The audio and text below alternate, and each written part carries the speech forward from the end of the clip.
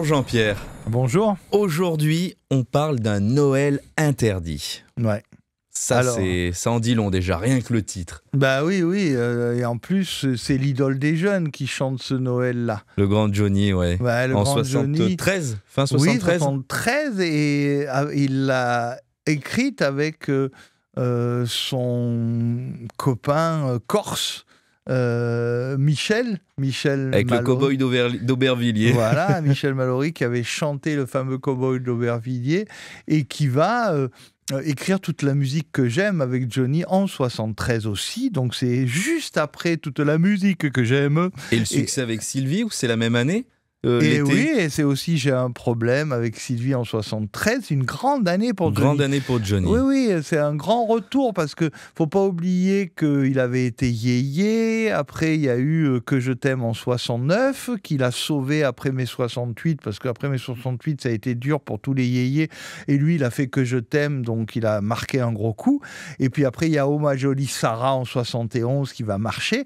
Et puis, il va falloir attendre. Après, il y aura des scandales parce qu'il va tromper Sylvie avec Nanette Workman, il va poser avec elle en couverture de Mademoiselle H Tendre, le magazine que les jeunes filles achetaient, comme elles achetaient Salut les copains, il y avait Mademoiselle H Tendre à l'époque, et on le voit en couverture avec cette belle Canadienne, et Sylvie enrage parce que jusque-là, il y avait des problèmes de couple, mais ça se savait pas, et pour la première fois, ils s'affichent, quoi. Okay. Donc en 72, ça va mal dans le couple, et ils vont se rapprocher en 73 avec ce duo J'ai un problème. Avec toute la musique que j'aime qui va le relancer à fond, et il finit l'année avec cette chanson Noël interdit. Ouais. Une chanson qui parle des mauvais garçons. Johnny a toujours adoré ça. Il avait chanté Le Pénitencier, les portes d'une pénitencier, donc une histoire de prison et de jeunes garçons un peu blouson noir, parce qu'il était... Il y a les coups aussi. Ouais, la bagarre, les coups.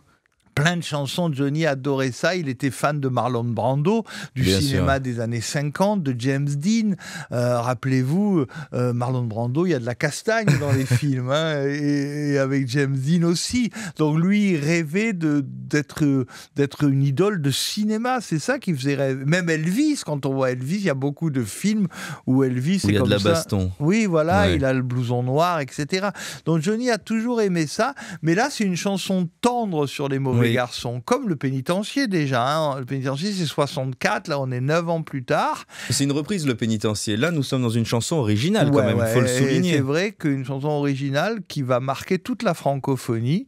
C'est un Noël pour tous ceux qui n'y ont jamais cru. J'ai deux, trois paroles là. Une chanson pour ceux dont l'horizon est le mur sombre et gris des prisons. C'est le mauvais garçon qui parle. C'est le mauvais garçon qui parle à ses copains. Et d'ailleurs, on va voir sur Mélodie Télé, sur Mélodie Radio, vous allez entendre la voix magnifique de Johnny. Mais sur Mélodie Télé, vous allez voir un extrait d'une émission captée dans une prison en Suisse où Johnny avait été chanté. Parce qu'en France, il avait demandé plusieurs fois à aller chanter dans une prison française. Ça avait toujours été refusé. Et c'est la Suisse qui lui a permis d'aller chanter pour des prisonniers. Ce qui était son grand rêve à Johnny. Et c'est arrivé très peu souvent et encore moins souvent capté. Là, tout le concert en prison à Boschutz, en Suisse, a été capté. Et sur Mélodie Télé, on vous l'a présenté en intégralité il y a quelques années. Et là, on va voir cet extrait, cette chanson. Ce clip, cet extrait est magnifique. Je l'ai regardé en préparant cette émission. On voit Johnny presque ému d'être devant... Oui, il est devant des prisonniers, des gens qui ont son âge, qui sont même plus jeunes, qui sont enfermés. Et là, il est en contact avec cette réalité qui chante depuis Le Pénitencier de 64. Donc c'est vrai que là, il est vraiment confronté à la réalité d'un Noël sans sapin, sans cadeau, loin de la famille. C'est l'anti-Noël, Noël interdit. C'est le Noël qu'on peut souhaiter à personne, même pas à son pire ennemi. C'est le Noël oublié au hasard des mauvais chemins.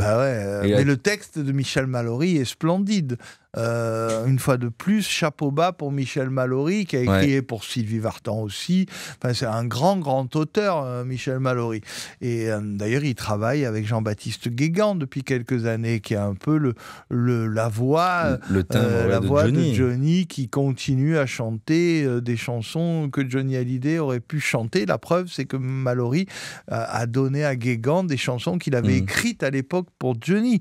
Évidemment, Guégan a été très flatté de travailler avec un des grands auteurs de Johnny. En tout cas, Noël interdit. Oui, une chanson tendre quand même, faut le dire. Hein, parce qu'on parle de côté peut-être sombre, mais c'est une chanson douce. Ah oui, c'est pas une chanson... C'est ça qui a été fort. C'est que cette chanson, elle est pleine de tendresse pour ces mauvais garçons. Et Johnny a toujours voulu montrer que derrière ces mauvais garçons, derrière ces erreurs de parcours, il y avait des êtres humains blessés, des garçons qui étaient vraiment pas mauvais au fond, quoi. Et voilà, c'est une chanson qui a marqué Noël 73 et qui, depuis, continue à faire son chemin.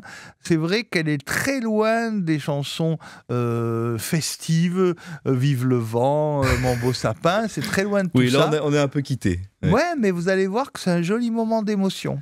Et ben voilà, Noël interdit par le grand qui nous manque beaucoup, Johnny Hallyday. Le patron. Le patron. Le taulier. Le taulier. À demain, Jean-Pierre. À demain.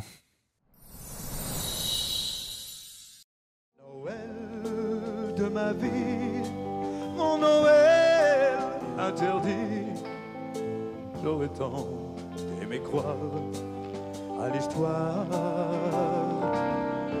mais mon cœur d'enfant était déjà trop grand et mes rêves emportés par le vent.